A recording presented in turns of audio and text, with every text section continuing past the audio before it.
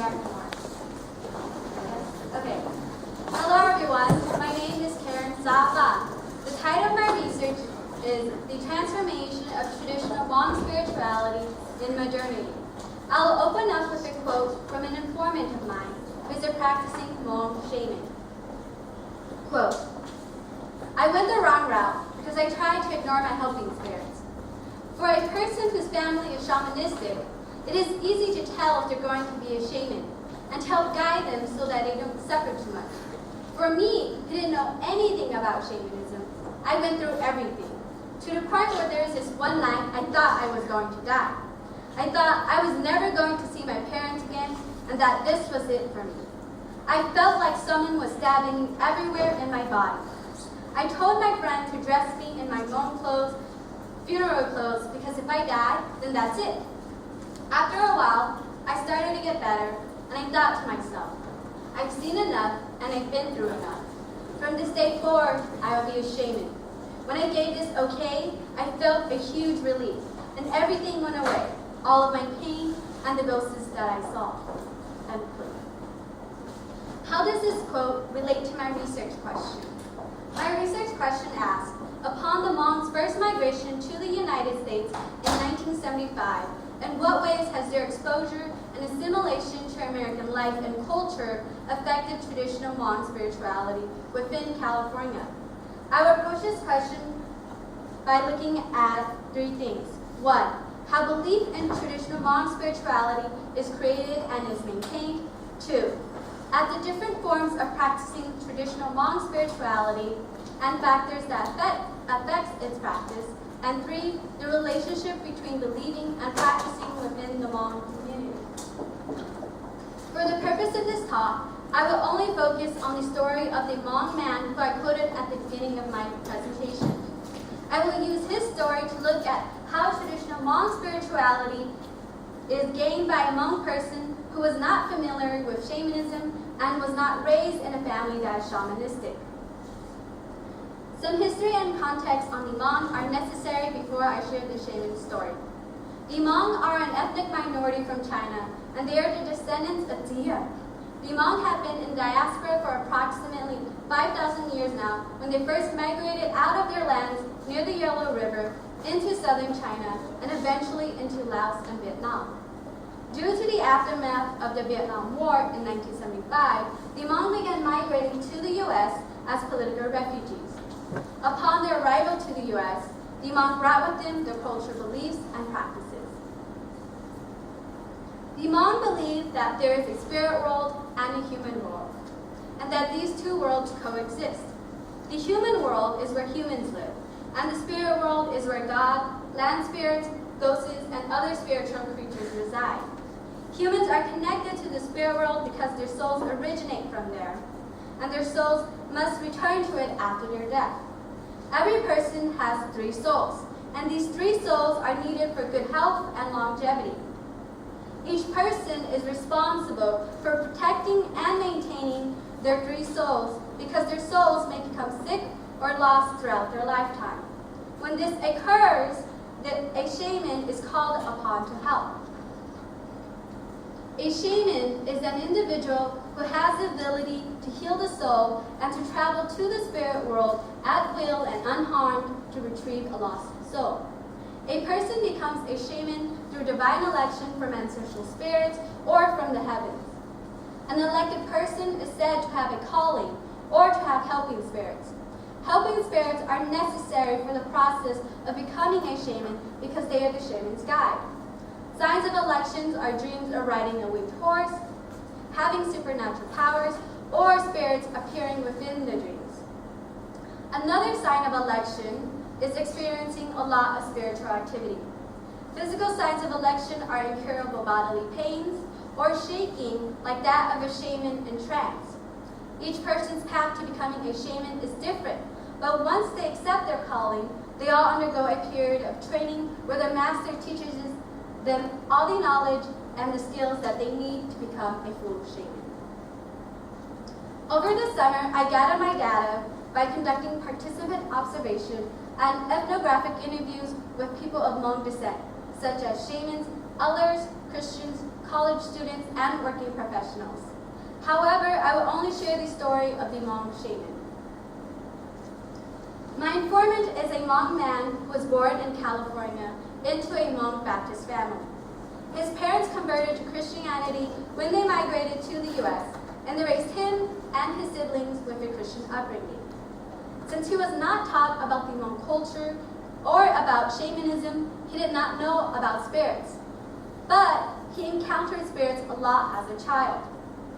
If the spirits were frightening, he would pray to God for help, and afterwards the spirits would disappear. Although he was young, he understood that within his Hmong Christian community, it was not normal for him to see spirits and that it was taken negatively. Because he was afraid to be seen as different or cursed, he did not tell anyone about these encounters with spirits.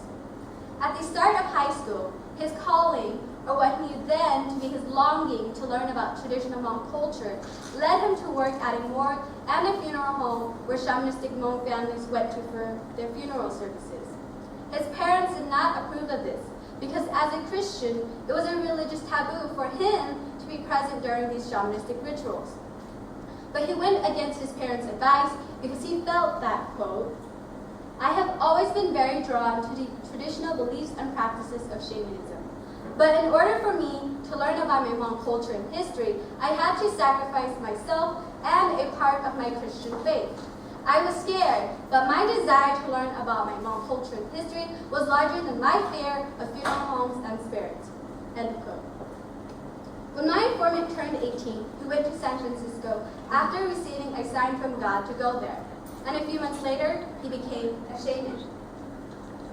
The sign that was given to him from God was the appearance of a ghost who told him, quote, "God loves you," end quote. In San Francisco, his helping spirit haunted him day and night because he had told them he could not accept it or acknowledge their existence because he is a Christian.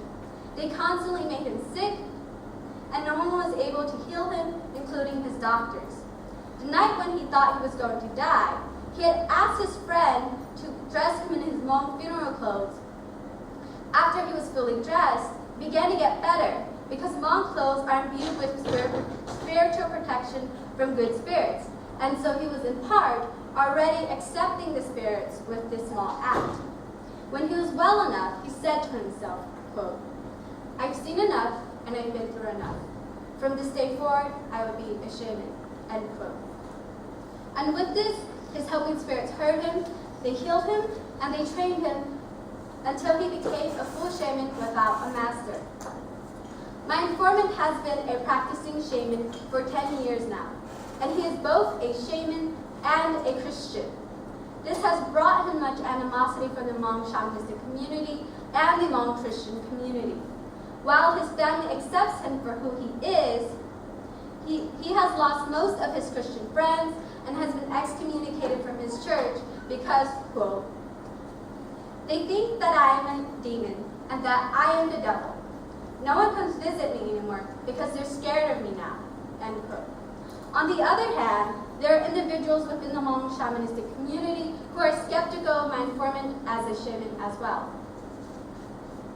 The conceptual framework of my analysis are the concepts religion, spirituality, and salvation. Religion is defined by the Oxford Dictionary as the belief and worship of a superhuman controlling power, especially a personal god or gods. Spirituality is defined by Foucault as the search, practice, and experience through which the subject carries out the necessary transformation on himself in order to have access to truth. Salvation is defined as a transformed way of being involving movement from incapacity to capacity. The story that I've just shared illustrates how Christianity and shamanism are conflicting religious practices within the Hmong community. While in shamanism, there is God, who is the most powerful being of all, there are also other spirits that are equally as important as God, such as ancestral spirits. Unlike Christianity, in shamanism, God is the last resort for prayers when all other avenues, such as prayers to the ancestral spirits and the efforts of the shaman, have all failed. In Christianity, God is the only being at the center of religious life, and all the other spirits are denied this possibility, therefore causing the existence of these other spirits to become insignificant or non-existent. For this reason, Christianity and shamanism as religious practices are kept separate within the Hmong community. Due to this segregation in religion, my informant did not want to become a shaman. He was already a Christian. For him to practice both is a taboo in the religious world. Looking at Christianity and shamanism as forms of spirituality is more helpful in understanding how my informant came to accept and practice both. The truths that they provide may not be the same, but they do not necessarily need to be in conflict as well. Rather, the truths that Christianity and shamanism gives access to can be seen as parallel to each other, where they are equally valid and true. For my informant, Christianity affords him the truth of God's existence and his benevolence, whereas in shamanism it gives truth to the spirit world, and human soul's existence, and that the ability to heal others spiritually where biology and medicine cannot is possible. These two spiritualities form a positive relationship where they are mutually reinforcing each other's truth, such as in the case of my informant. After he became a shaman, my informant told me, quote, "I have never once had to ask another shaman to call back my soul, because I am still a strong believer in God, and I always ask God to protect my soul for me." End quote. Shamanism, in this instance, helps to strengthen his faith in God. Likewise, Christianity's truth in God helped him to accept shamanism and to reinforce his spirituality in it. In his understanding, the ghostly figure who told him that God loves him, going to San Francisco where his helping spirits came to him and made him into a shaman, even though he did not have a master to teach him, are all, quote, "signs from God to accept my calling to be a shaman." Shamanism and Christianity are both practiced by my informant because they give him a form of salvation. When his helping spirits made him sick, he couldn't heal himself or his doctors. After he accepted his calling, not only was he healed, but he also had the ability now to heal others spiritually. My informant practices shamanism because it gives him salvation to heal and to save the souls of others.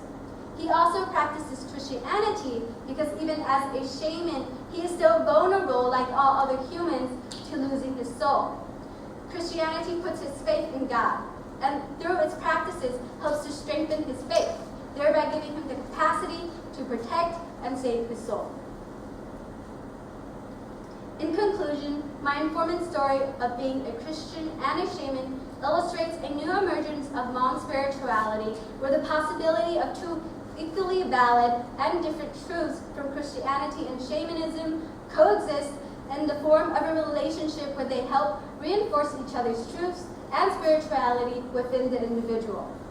My informant shows us how a Hmong person who did not grow up in a shamanistic environment, who was not taught to believe in it and did not grow up practicing it, was able to gain spirituality in shamanism through a different pathway, where he did not have to convert into it as a religion, keep his Christian faith, and find salvation in both.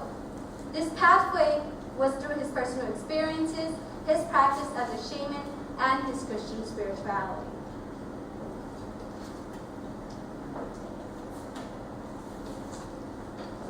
And I wanted to thank my fellow scholars, Professor Pandolfo, my informant's family and friends.